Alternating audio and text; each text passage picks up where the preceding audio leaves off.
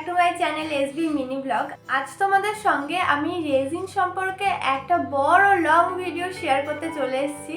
জানি এই ভিডিওতে তোমরা তেমন একটা ভালোবাসা দেবে না, তারপরেও ভিডিওটা শেয়ার করার আছে, কারণ কিছু কিছু মানুষ জানতে চায়, তাই জন্যই আজকে লং ভিডিওটা করা।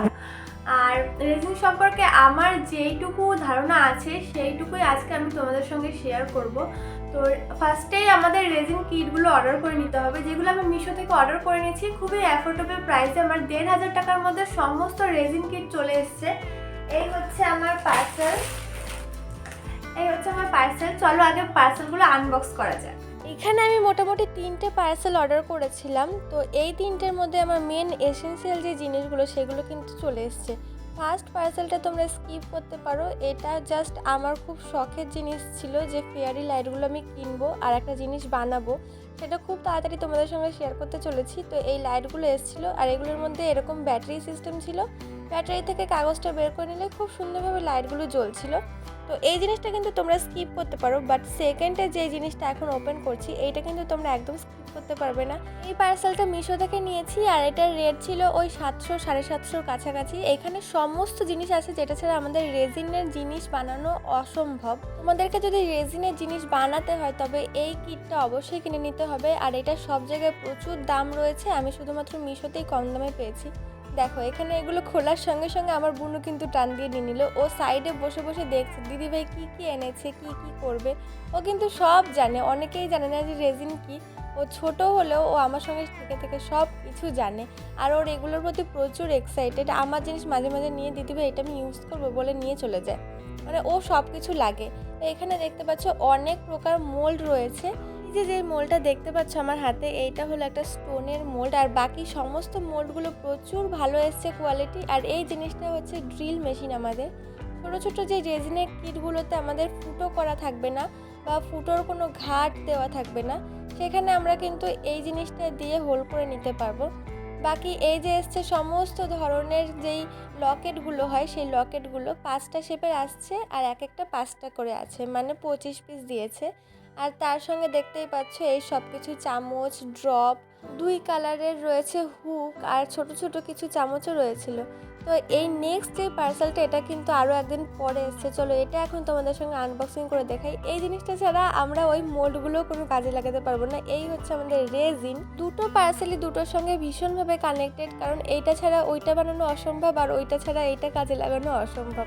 তো এই যে দেখতে পাচ্ছ আমাদের 2টো বোতল রেজিন দিয়ে দিয়েছে কিছু কাপস, একটা উডেন স্ট্যান্ড যেটা অনেক ছোট আর অনেক হালকা। তো এটা কিন্তু বাড়িতেই তোমরা বানিয়ে নিতে পারো। তোমরা যদি কমেন্ট করে জানাও তাহলে আমি তোমাদের আইসক্রিম স্টিক দিয়ে এরকম উডেন স্ট্যান্ড বানানো শিখিয়ে দিতে পারবো। আবার আমরা ভিডিওতে চলে আসি, এখানে দিয়েছে কিছু গ্লাভস, কিছু আইসক্রিম স্টিক আর এই রয়েছে কিছু কালার। এর মধ্যে 5 ধরনের কালার ও কিছু গ্লিটার্স রয়েছে।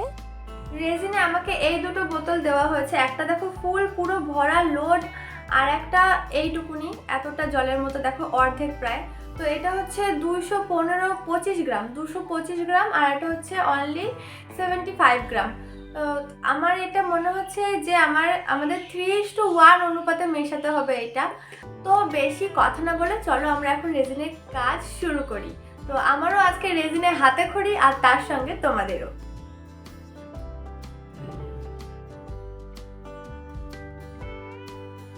আমাদের রেজিনটাকে 3:1 অনুপাতে মেশাতে হবে, মানে বড় যে বোতলটা রয়েছে সেটা নিয়েছি আমি 3 ছিপি আর ছোট যে বোতলটা রয়েছে সেখান থেকে আমি নেব অনলি 1 ছিপি।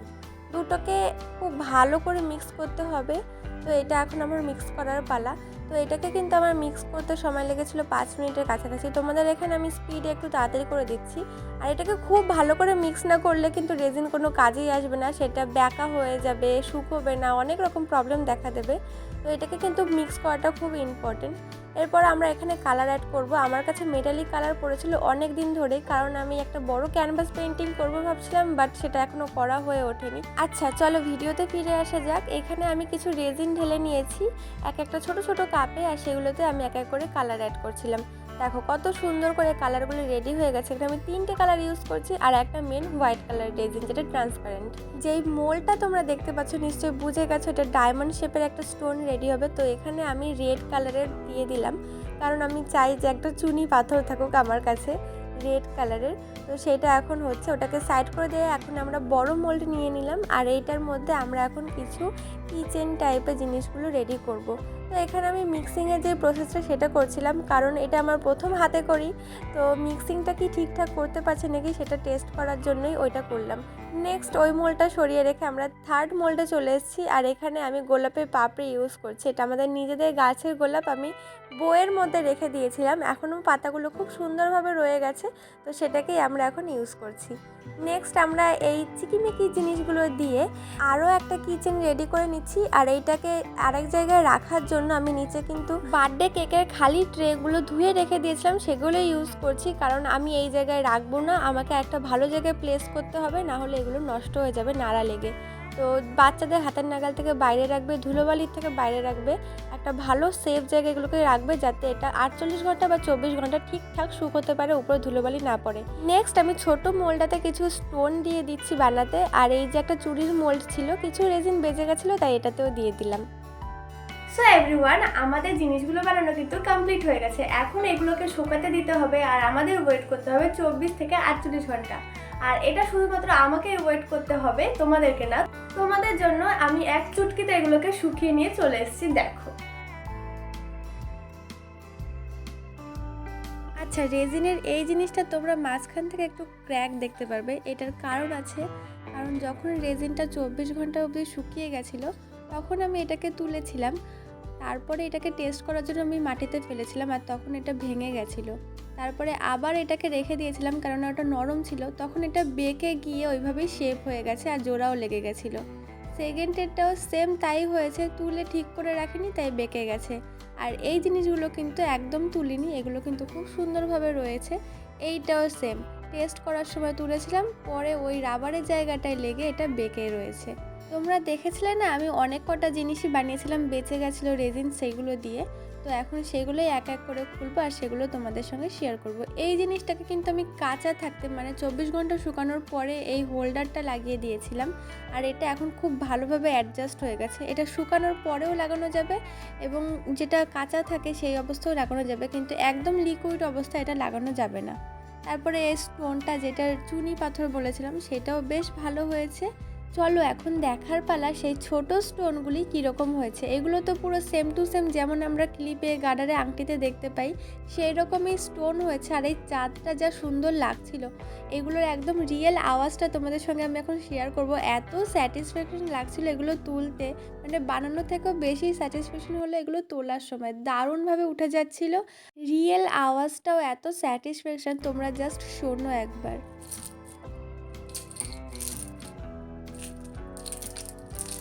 এইগুলো তুলতে তুলতে আমি তো ভুলেই গেছিলাম যে আমি তো একটা চুড়িও বানাতে দিয়েছিলাম। চলো দেখা যাক সেইটা কেমন হয়েছে। ওয়াও, চুড়িটাও জাস্ট ওয়াও হয়েছিল। পাশে একটুখানি উঁচু নিচু ছিল, যে জায়গাতে একটু কম রেজিন পড়েছিল, ওইগুলো আই গেস সিরিজ কাগজ দিয়ে ডললে ঠিক হয়ে যাবে। চলো এখন এক এক করে প্রত্যেকটা জিনিস আমরা বানিয়ে ফেলি। এই যে বিচ থিমের যে কি চেনটা রয়েছে, এটাকে আমরা চেনে অ্যাটাচ করে দিলাম। এখন এইটা দেখো কত সুন্দর লাগছে দেখতে, এইটাই আর কি সবচেয়ে সুন্দর হয়েছে। ভাঙা চেনটা যেটা জোড়া লেগে গেছিলো সেটাকেও কিচেন বানিয়ে দিয়েছি।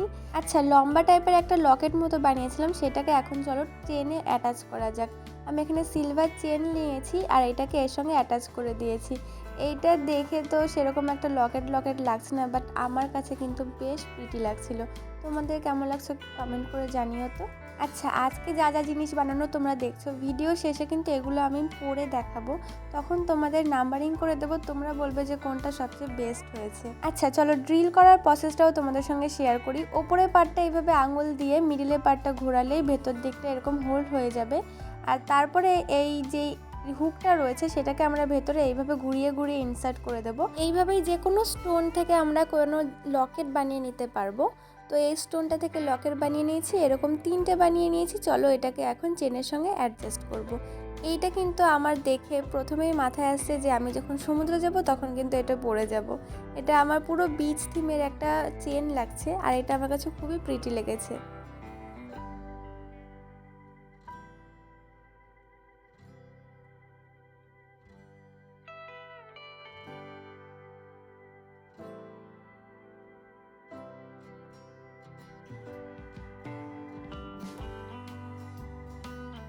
শেষে অনেকগুলো ছোট ছোট বিটস বেঁচে গেছিলো, তো সেগুলোকে ভাবলাম চলো একটা ক্লিপ বানিয়ে ফেলি। একটা ক্লিপের বেসের ওপর আমি এগুলোকে এক এক করে অ্যাডজাস্ট করে দিলাম, আর ছোট ছোট কিছু জায়গায় ফাঁকা ছিল সেখানে আমি ছোট ছোট বিটস অ্যাটাচ করে দিয়েছি।